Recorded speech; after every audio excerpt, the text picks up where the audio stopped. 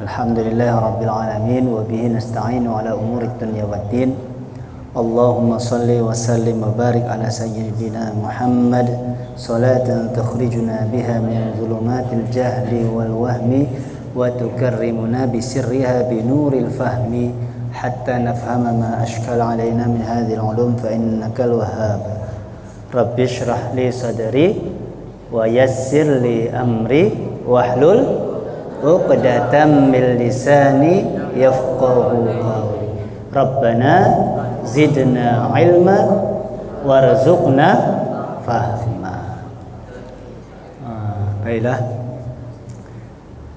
Sebelum kita mengawali, hari ini kita akan bicara tentang surah Al-Ikhlas. Surah Al-Ikhlas.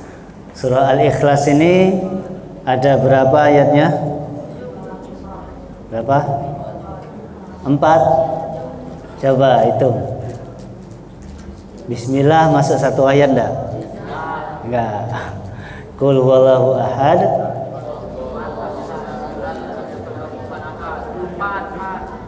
Ya, ada yang 4, ada yang 5. Yang 5 itu lam yalid satu ayat, wa lam yulad ayat lagi. Baiklah, sebelumnya kita baca dulu ya sama-sama. Siap ya? Ustadz dulu yang baca, baru nanti diikutin. A'udzu billahi minasy syaithanir rajim. 1 2 3.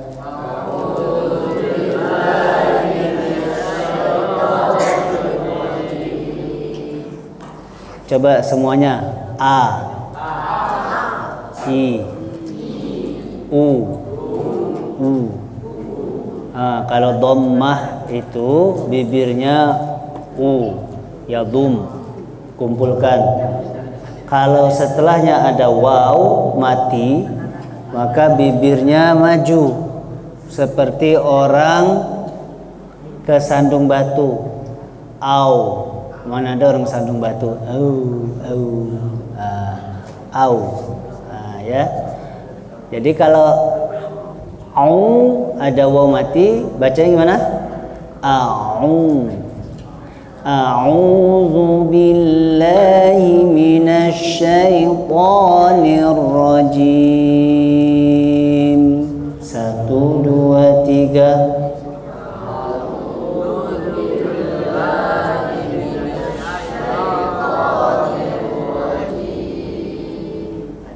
Bismillahirrahmanirrahim.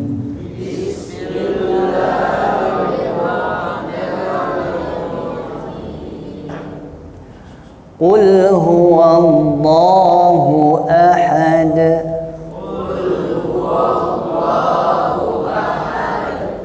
Allahus samad. Lam yalid wa lam yulad.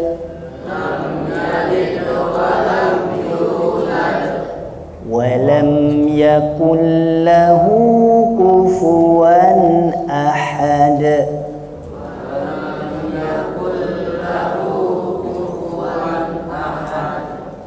Ini surah Al-Ikhlas. Sebenarnya namanya banyak, ada 20-an. Cuman yang populer namanya surah Al-Ikhlas. Surah Al-Ikhlas ini ya turunnya di Mekah atau di Madinah? Mekah. Ada yang bilang di Madinah, tapi yang kuat di Mekah. Saat itu Nabi Sallallahu Alaihi Wasallam ditanya sama kaum kafir, Muhammad, coba sebutkan silsilah Tuhan. Silsilah Tuhan, suruh sebutkan. Karena orang dulu itu Tuhannya punya silsilah. Jadi punya asal usul Tuhan. Dari mana Tuhan itu? Nah, mereka punya asal usulnya. Nah, ketika ditanya begitu, turunlah ayat Qul. Nah, artinya apa Qul? Katakanlah. Siapa yang disuruh katakan? Nabi Muhammad dan kita. Ya, kita juga harus mengatakan. Nah, itu. Jadi surat Al-Ikhlas ini surah yang turun di awal-awal Islam. Setelah apa yang awal turun surat ini? Iqra. Kemudian ada Mudassir. Kemudian ada Al-Muzammil. Kemudian ada Nun. Kira-kira sederetan itu dan turunlah surah Al-Ikhlas. Gitu ya. Kalau kita lihat nama Ikhlas itu artinya apa? Ikhlas apa? Ikhlas artinya apa? Sabar. Ada yang bilang sabar. Yang lain ada ikhlas. Pernah enggak? Oh, yang ikhlas. Kalau ngenjuk itu yang ikhlas.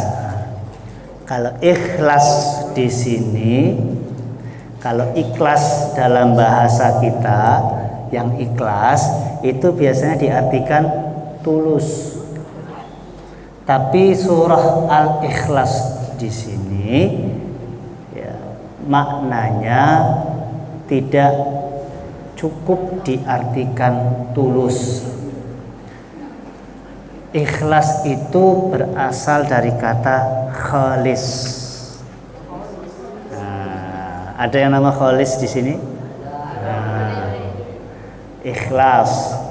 Khalis itu artinya murni. Kemurnian itu terjadi setelah ada proses pembersihan dari kekeruhan. Jadi ada sesuatu yang keruh dimurnikan.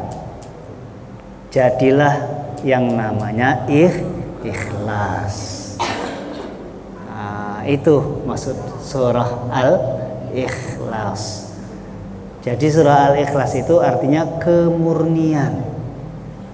Apa yang dimurnikan? Akidah, keyakinan. Dulu dan mungkin sekarang orang meyakini bahwa ada Tuhan yang patut disembah selain Allah. Itu keruh. Matahari jadi Tuhan. Kemudian apa?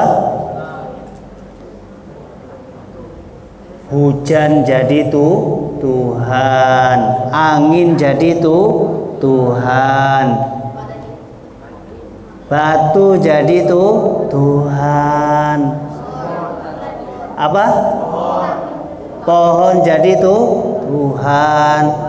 Keyakinan seperti itu membuat keruh. Jadi kotor, dibersihkan dengan turunnya surat Al-Ikhlas, sehingga jelas sekali surat ini meniadakan Tuhan selain Allah. Proses peniadaan itu bisa diibaratkan proses pemurnian. Jadi wajar kalau surat ini dinamai surat Al-Ikhlas, karena isinya nanti yang akan kita baca memurnikan keyakinan-keyakinan itu. Itu ya. Kita coba baca dari ayat 1. Bismillahirrahmanirrahim. Oh ya, sebelum kita baca ayat 1, ada beberapa hadis tentang keutamaan ya. Surat Al-Ikhlas ini sulusul Quran, sepertiga Al-Quran, kata Nabi SAW. Jadi ada di riwayat Bukhari,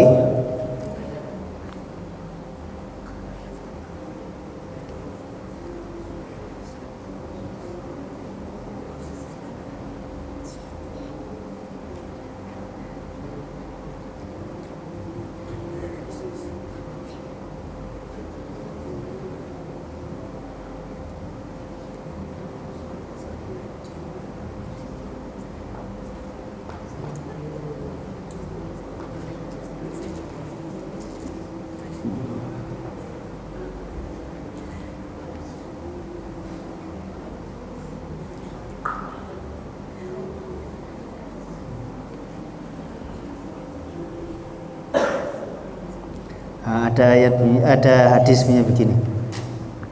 Ruya Mubarak bin Fadalah an Sabit an Anas anna rajulan qala ya Rasulullah inni uhibbu hadhihi surah qul huwallahu ahad qala inna hubbaka iyyaha adkhalakal jannah.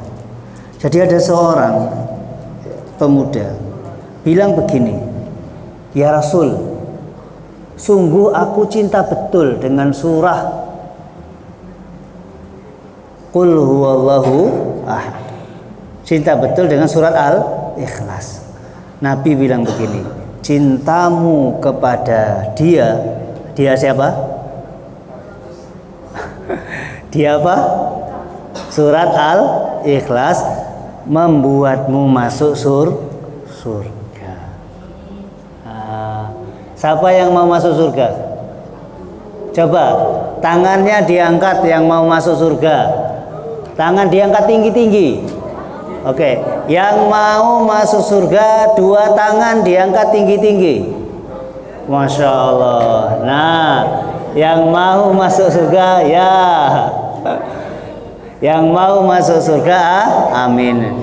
Mau masuk surga, maka cintailah surah Al-Ikhlas.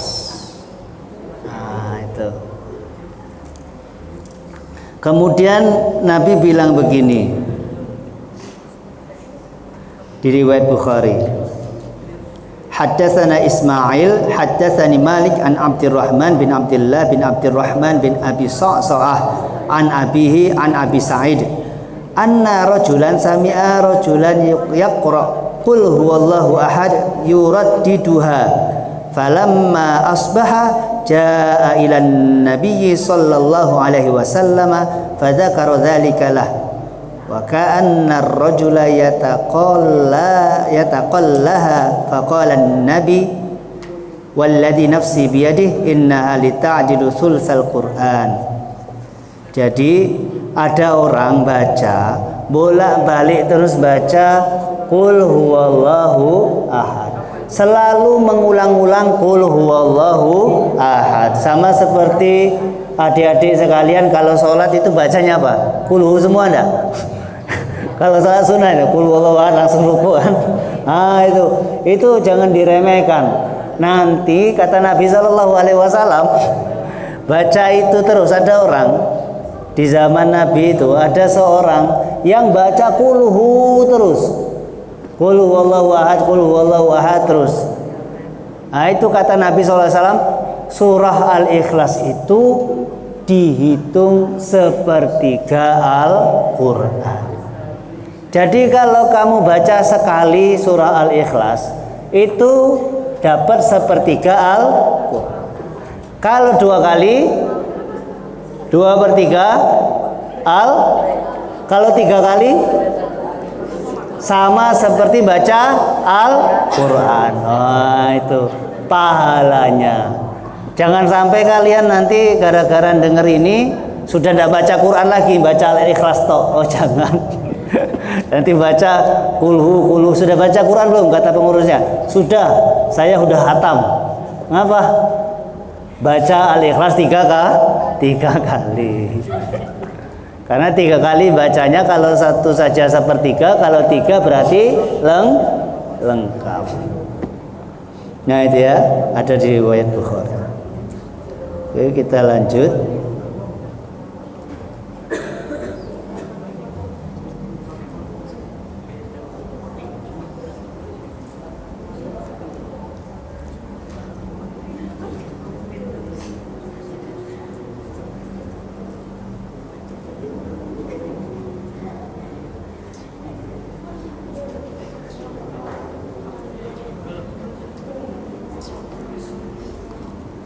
Allahumma shalli ala sayyidina Muhammad wa ala ali sayyidina Muhammad.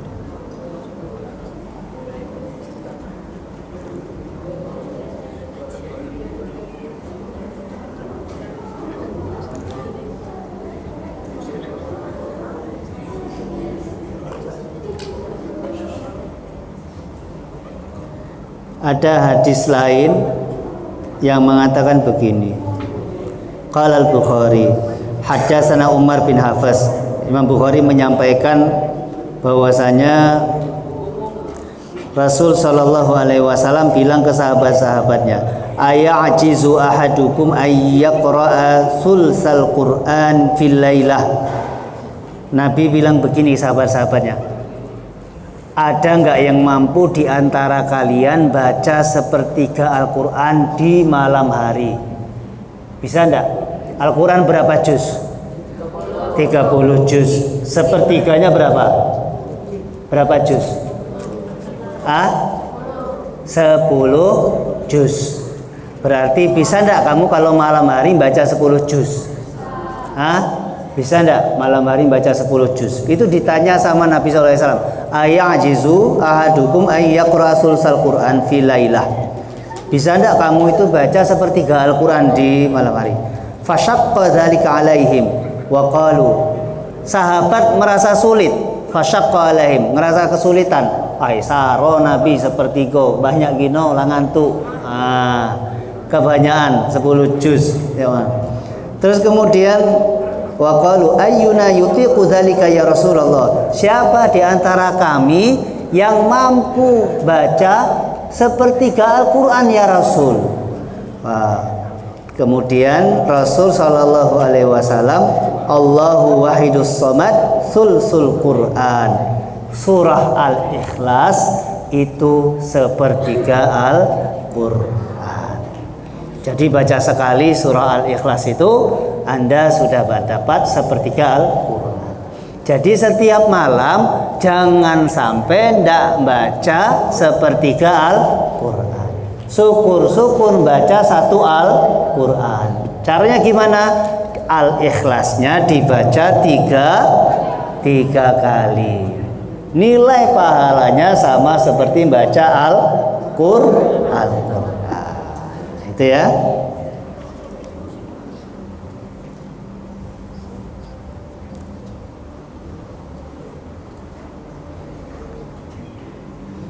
Nah, itu hadis tentang surah Al-Ikhlas. Memang dari Nabi betul dia terhitung sepertiga Al-Quran. Kemudian Nabi Shallallahu Alaihi Wasallam, ini dari Ibu Aisyah, riwayat Bukhari. Kemudian dengan rantaian sanadnya mengatakan bahwa Ibu Aisyah cerita Nabi Shallallahu Alaihi Wasallam itu kalau baring di tempat tidur, nah ini Nabi kalau baring tempat tidur itu menyatukan kedua telapak tangan lalu meniupnya seraya membaca pada keduanya trikul. Nah, apa trikul? Trikul apa? Kulhu, kul a'udzu birabbil falaq sama kul a'udzu birabbin. Nabi itu sebelum tidur itu menyatukan kedua telapak tangannya begini.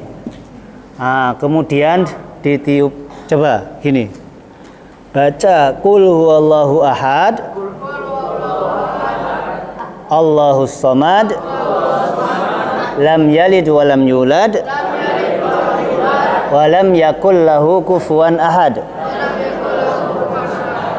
Bismillahirrahmanirrahim. Qul a'udzu birabbil falaq. Min syarri ma khalaq. Wa min syarri ghasiqin idza waqab. Wa min syarri naffatsati fil 'uqad. Wa min syarri hasidin idza hasad. Bismillahirrahmanirrahim. Qul a'udzu birabbin nas. Malikin nas. Ilahin nas.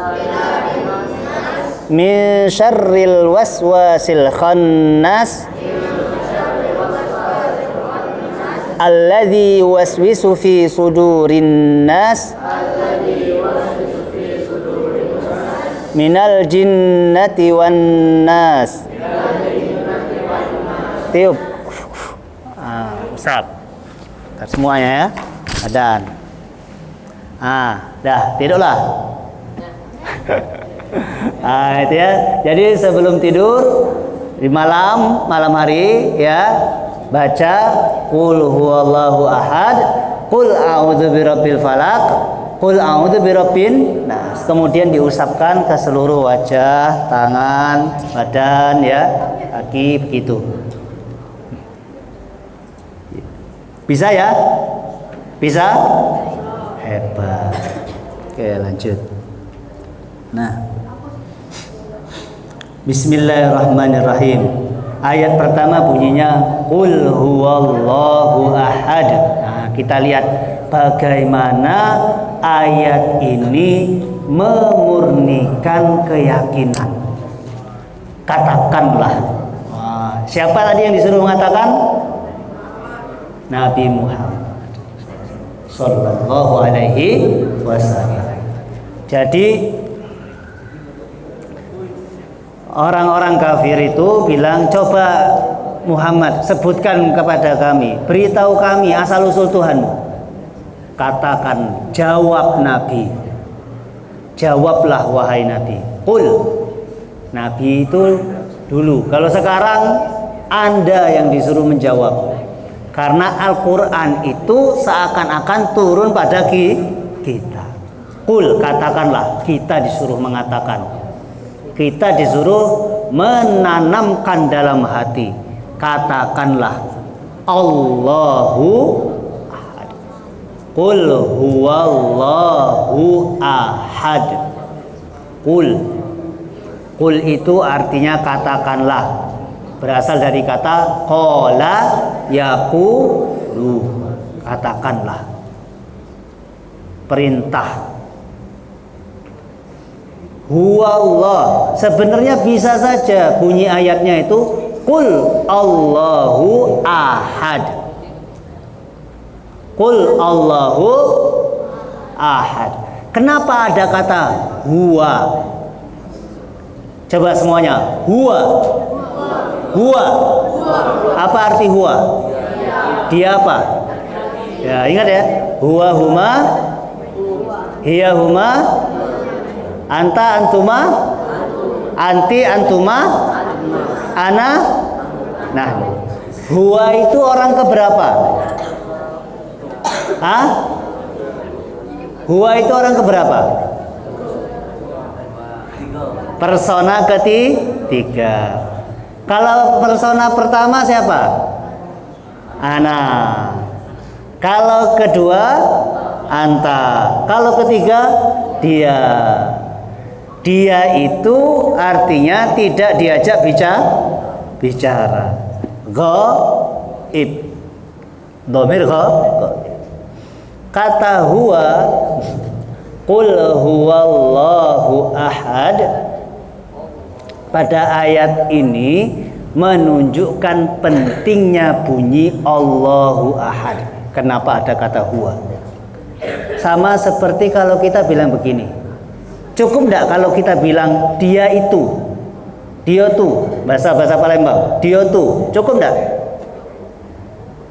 Dia tuh, apa artinya dia tuh? Dia, ya kan? Dia tuh. Kalau kita pakai na, dia tuna, nanya itu penguat. Qul huwallahu ahad itu seperti kalimat tadi kira-kira. Jadi huwallahu ahad itu kata huwa hadir di situ untuk menguatkan isi atau menunjukkan pentingnya bunyi Allahu ahad. Sebenarnya bisa saja Nabi ngomong begini, coba Nabi, Muhammad coba sebutkan asal usul Tuhanmu. Allah ahad. Cukup aja begitu. Tapi enggak, disuruh huwallahu ahad. Dia adalah Tuhan, Allah yang ahad. Allah apa? Allah, ingat? Allah, kata Allah ini ada dua. Ada yang mengatakan asal usulnya dari kata aliha, nanti jadinya ilah, tempat menuju. Ada yang mengatakan Allah itu nama satu wujud mutlak yang mengadakan segala sesuatu.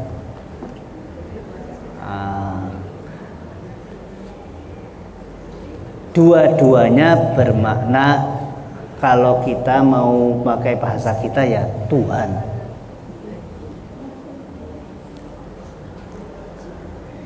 Kata Allah itu biasa dipakai di mana saja, tidak hanya di Indonesia, di luar juga. Ada ndak nama makhluk yang namanya Allah? Ada ndak? Itu tidak ada makhluk satupun yang menamakan dirinya Allah. Kalau Tuhan ada orang KTP namanya Tuhan, ada. Tapi Allah tidak ada. Dari zaman Nabi Adam sampai zaman kita bahkan nanti itu tidak ada makhluk yang namanya Allah. Itu luar biasanya. Jadi orang sudah kenal dari dulu kalau Allah itu adalah Maha Pencipta. Hanya saja manusia ini kesini-sini itu menyelewengkan kemahaesaan Allah, sehingga membuat sesuatu yang dijadikan Tuhan pembantu Allah. Turunlah surat Al-Ikhlas. Allah itu ahad, tidak butuh pembantu, dimurnikan. Jadi prasangka manusia yang buat sesuatu menyaingi atau membersamai Tuhan dihilangkan. Qul, wahai Nabi, huwallahu ahad. Jangan jadikan selain Allah Tuhan atau ilah. Ilah itu tempat menuju yang wajib ditaati. Kalau ilah itu banyak, karena memang banyak makhluk yang patuh kepada selain Allah. Betul enggak? Ada enggak makhluk yang patuh kepada selain Allah? Banyak. Ada yang patuh dan tunduk kepada apa? Bintang, kepada api, kepada HP.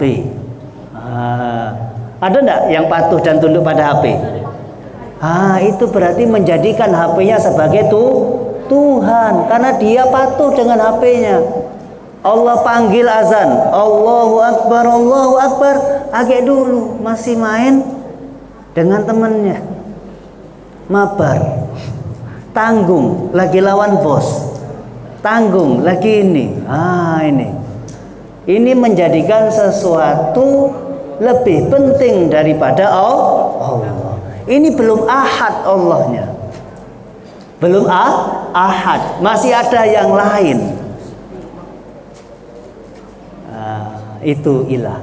Nah, mempelajari surat Al-Ikhlas ini menafikan ilah-ilah yang lain. Sehingga muncullah hanya ilah yang benar-benar ilah, yaitu Allah.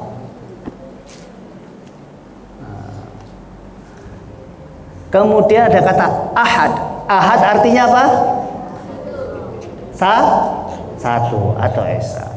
Qul huwallahu ahad. Katakanlah Allah itu ahad. Ahad itu artinya bisa kita katakan esa. Apanya yang esa? Apanya yang satu? Nah, ini para penafsir mengatakan ada 4. Esa zatnya, esa sifatnya, esa perbuatannya, dan esa ibadah kepadanya. Ada berapa? Ada 4. Esa zat Allah. Zat Allah itu ahad.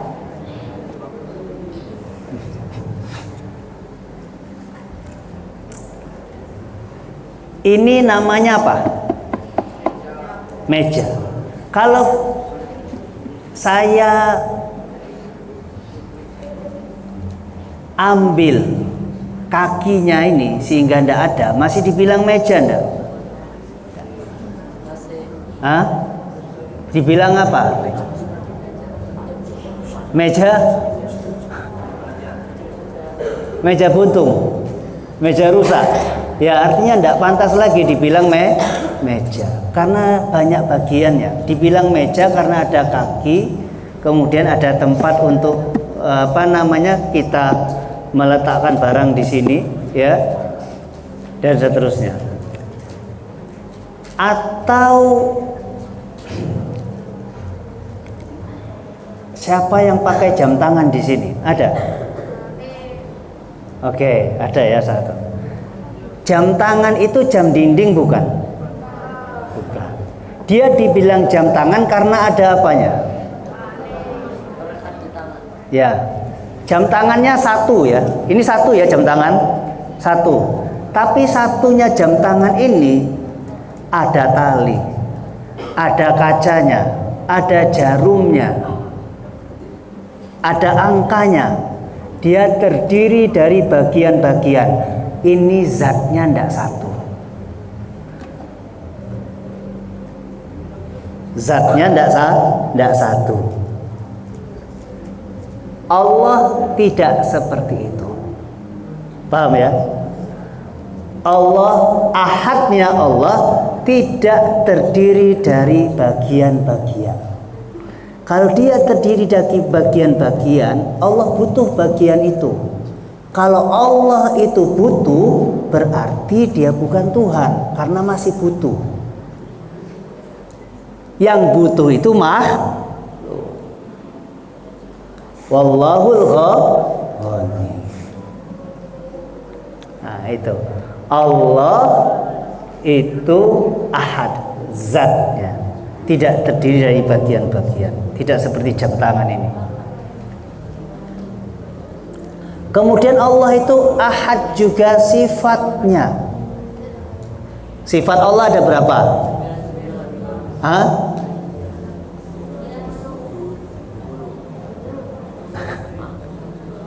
Allah wujud qidam baqa mukhalafatu lil hawadisi qiyamuhu binafsihi wahdaniyah qudrah irada ilmun hayat sama basar kalam qadiran muridan aliman hayan sami'an fasih mutakalliman. Ada berapa? 20 sifat wajib yang kita harus tahu. Allah wujud, Allah ada. Allah boleh tidak ada? Boleh tidak Allah tidak ada? Tidak boleh. Allah wajib ada. Manusia boleh tidak ada? Boleh, karena manusia makhluk. Masjid ini boleh tidak ada? Boleh. Dunia ini boleh tidak ada? Boleh. Iblis boleh tidak ada? Boleh. Yang boleh, yang tidak boleh tidak ada hanya Allah. Nah, itu. Yang boleh seperti itu hanya Allah. Yang punya sifat seperti itu hanya Allah. Ini Allah Ahad Esa dalam sifatnya. Tidak ada yang punya sifat seperti itu selain Allah. Allah punya sifat, misal Maha Pengasihnya. Allah itu Maha Kasih tidak? Ya, kasih. Manusia ada enggak yang pengasih? Ada juga, tapi kualitas kasih sayang Allah dengan kualitas kasih sayang makhluk itu berbeda. Coba manusia, kamu sering ngasih temenmu jajan, sering raktir temenmu, tiba-tiba temenmu jahat dengan kamu, kira-kira besok kamu traktir lagi enggak? Enggak. Iya, normal kan begitu? Tiap hari kamu kan sayang dengan dia. Maksudnya sayang itu kamu itu betul-betul perhatian dengan dia karena teman. Ayo ikut saya makan, saya yang bayar. Ayo ikut saya jajan, saya yang ini. Ternyata dia jahat dengan kamu. Besok sudah, berhentilah nak jajani kau. Nah, itu kasih sayang manusia itu umumnya begitu. Allah tidak. Di sebuah riwayat disampaikan, tidak ada yang maha penyabar sesabarnya Allah Subhanahu wa ta'ala. Makhluk itu dikasih makan, makhluk itu dikasih kesehatan, tapi dia mengatakan bahwa ada Tuhan selain Allah.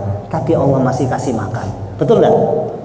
Makhluk-makhluk yang menduakan Allah, makhluk-makhluk yang menjadikan Tuhan-Tuhan lain selain Allah, masih tidak dikasih Allah makan? Masih tidak dibesarkan sama Allah? Masih. Ada makhluk Allah Subhanahu wa ta'ala yang sujud kepadanya, yang tiap hari berzikir kepadanya, dibom sama orang-orang yang menduakan Allah Subhanahu wa ta'ala. Ini yang ngebom masih sehat enggak? Dikasih kesehatan enggak sama Allah? Masih. Dikasih makan enggak sama Allah? Masih. Ini bukti Allah Maha Pengasih. Allah Maha Penyabar. Sifat sabarnya Allah berbeda dengan sifat sabarnya makhluk. Sifat kasihnya Allah berbeda dengan sifat kasihnya makhluk. Jadi tidak ada yang punya sifat seperti itu kecuali Allah. Allahu Ahad. Ahad dalam sifatnya. Jadi ahad zatnya, ahad sifatnya, sama ahad perbuatannya. Nah, apa lagi ahad perbuatannya Allah ini? Allah itu dalam segala sesuatu yang terjadi di dunia ini, semuanya yang berbuat adalah Allah. Tidak boleh ada penggerak selain Allah. Kalau ada penggerak selain Allah, kacau. Misal, dalam sebuah mobil ada berapa setir? 1. Kalau 2 yang nyetir gimana? Kacau jalannya. Tidak jalan-jalan. 1 mau belok kanan, 1 mau belok kiri. Yang nyetir itu pasti 1. Penggerak itu mesti 1. Paham ya? Dalam sebuah negara ada berapa presiden yang mengatur negara ini? Satu. Kalau ada 2 presiden, kacau. Itulah kenapa kita pemilu, milih 1 presiden, ya kan? Pimpinan pesantren atau kepala sekolah ada berapa orang? 1. Kok enggak 2? Kenapa? Kacau. Ketua kelasnya berapa orang? 1. 3 orang. Siapa yang ketua kelasnya 3 orang? Ada. Wah, kacau itu kelasnya nanti. Nanti ketuanya bilang kumpul, satunya bilang enggak usah kumpul, satunya bilang terserah. Itu gimana? Jadi kumpul atau enggak? Kan bingung. Itulah kenapa Allah itu ahad perbuatannya.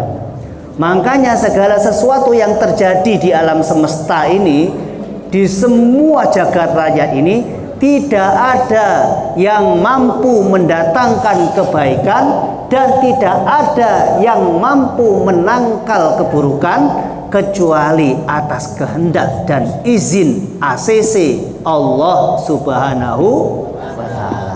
La haula wala quwwata illa billahil aliyyil azim. Kalian senang, tertawa. Siapa yang membuat kalian tertawa? Allah. Kemudian menangis. Siapa yang membuat Anda menangis? Allah. Huwa adhaka wa abka. Huwa aghna wa aqna. Jadi begitu. Jadi semua yang terjadi ini atas perkenan dan izin Allah. Nah itu Allahu ahad. Ada berapa tadi ahadnya? 3. Ahad zatnya, ahad sifatnya, ahad perbuatannya, ya. Kemudian ahad ibadah hanya kepadanya, tunduk hanya kepadanya. Tidak boleh tunduk kepada selain dia. Tidak boleh. Tunduk sama atasan boleh enggak? Tunduk sama ketua kelas boleh enggak? Boleh enggak? Kan tidak boleh tunduk kecuali kepada Allah. Tunduk sama ketua kelas boleh enggak? Disuruh ketua kelas kumpul enggak? Oh, berarti Anda tunduk sama ketua kelas. Boleh enggak? Boleh, selagi mengarah kepada ketaatan kepada Allah. Kalau ketua kelasnya ngajak sesuatu yang menyimpang dari ajaran-ajaran Al-Quran, ajaran-ajaran Allah, maka kita berhak menolak. Itu ya. Tidak boleh ada yang kita sembah selain Allah. Menyembah atau beribadah kepada Allah itu ada 2 ibadah. Ada ibadah murni, ada ibadah yang tidak murni. Ada ibadah mahdhah, ada ibadah ghairu mahdhah. Ibadah mahdhah itu ibadah apa? Ibadah yang teknisnya sudah ditentukan oleh Allah dan Rasulnya. Contoh, sholat 5 waktu itu ibadah mahdhah atau bukan? Sudah ditentukan. Subuh berapa rakaat? 2. Asar berapa rakaat? 4. Maghrib berapa rakaat? Berapa? 3. Zuhur 4. Itu mahdhah. Gerakannya diatur enggak? Rukuknya, sujudnya, enggak boleh ngomong dan sebagainya. Diatur.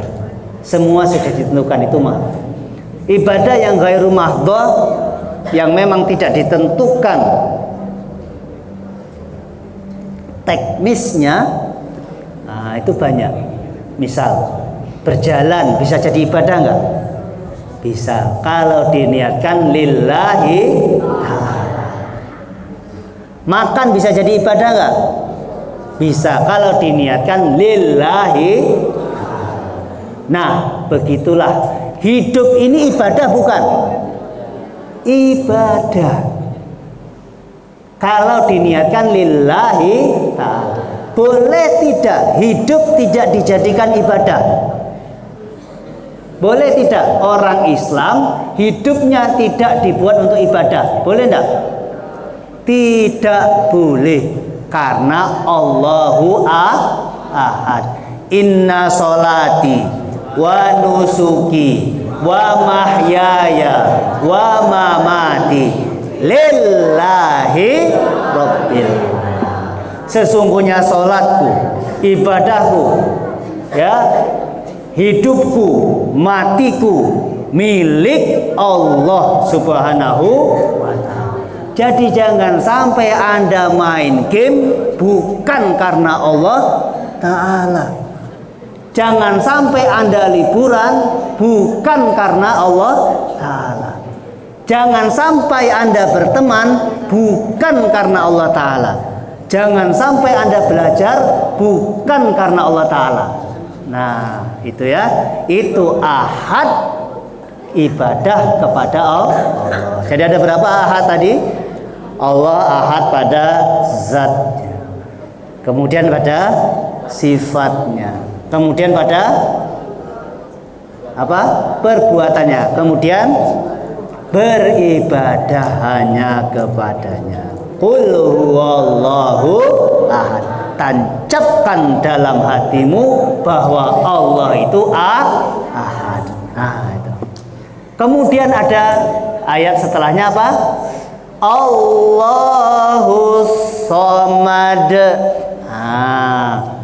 Allah diulang lagi. Qul huwallahu ahad. Bisa saja bunyinya Qul huwallahu ahad as-samad lam yalid, bisa saja. Tapi kenapa Allahnya diulang 2 kali? Allahus Samad. Karena yang berhak menjadi as-samad hanya Allah. Tidak ada selain Allah. Jadi kalimat Allahus Samad itu membatasi yang menjadi somad tidak boleh ada selain Allah. Kalau mau jadi somad boleh, tapi hambanya somad tidak boleh jadi somadnya. Maka ada orang menamai anaknya dengan nama Abdus Somad, hambanya As-Somad. Jadi kalau kalian nanti punya anak namanya Somad dah, jangan Abdus Somad. Nah, itu ya. Abdullah, Abdurrahman, Abdurrauf. Nah, ada abdunnya atau hamba. Apa itu somad? As-somad. Somad itu menuju. As-somad tempat yang dituju. Kalau di terjemahan diartikan apa? Allahus Samad. Allah tempat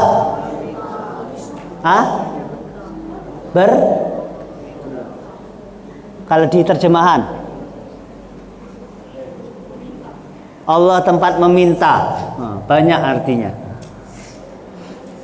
As-Samad itu Allah tempat bersandar, Allah tumpuan harapan.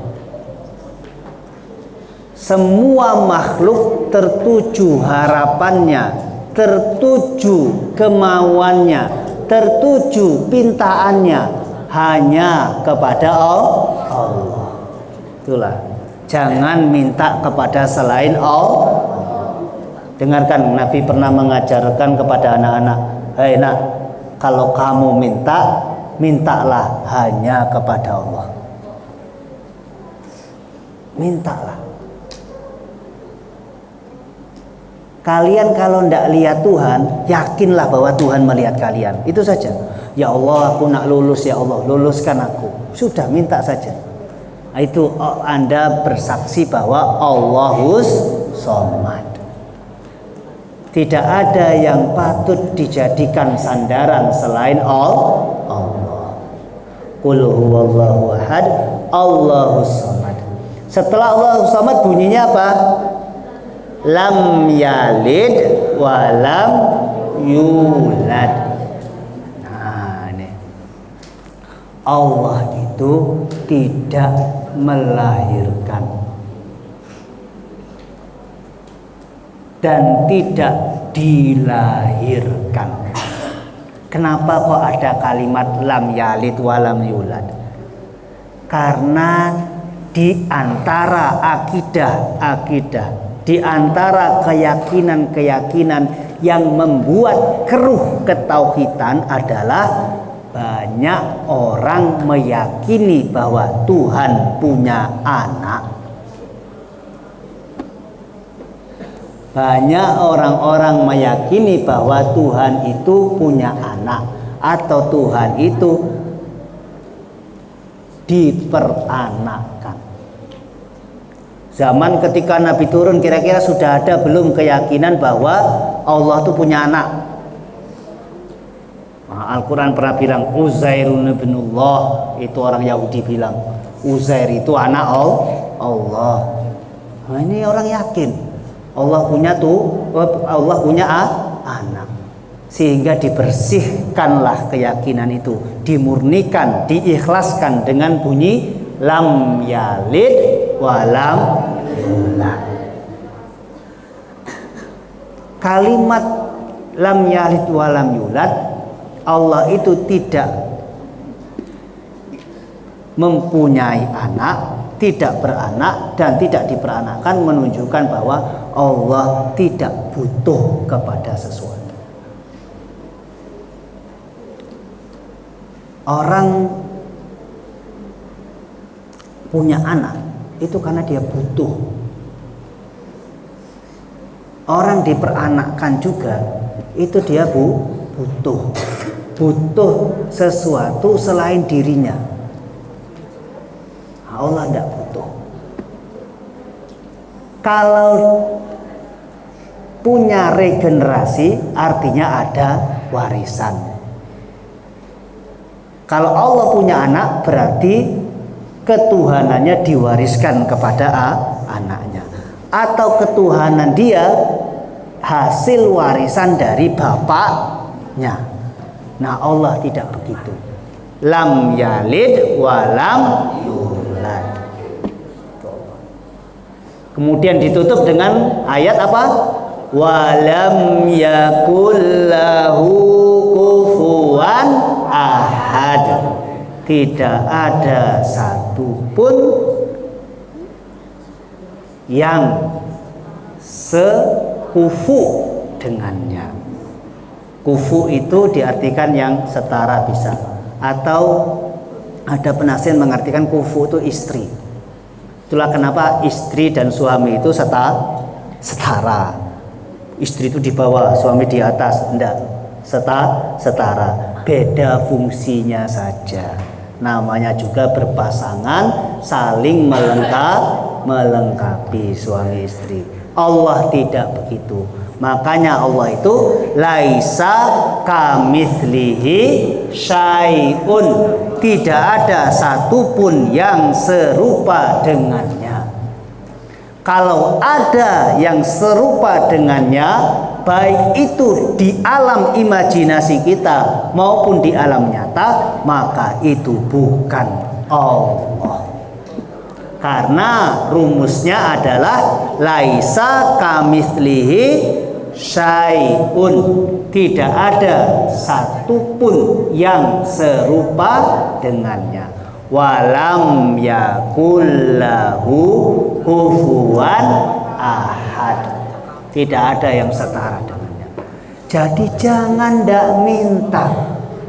Umat Islam ini, Anda, saya, siapapun, jangan putus asa terhadap kehidupan.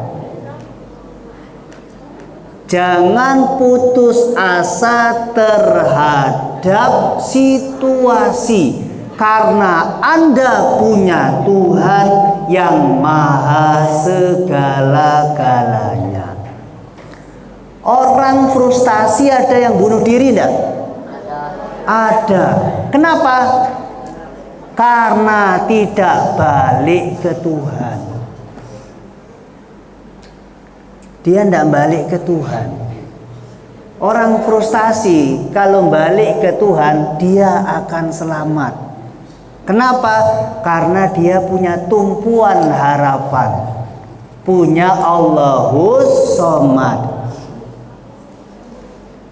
Sedih. Kenapa? Diputusin temennya. Sedih diputusin temennya. Mengadunya kepada siapa? Allah. Allah tempat mengadu. Allahus Somad.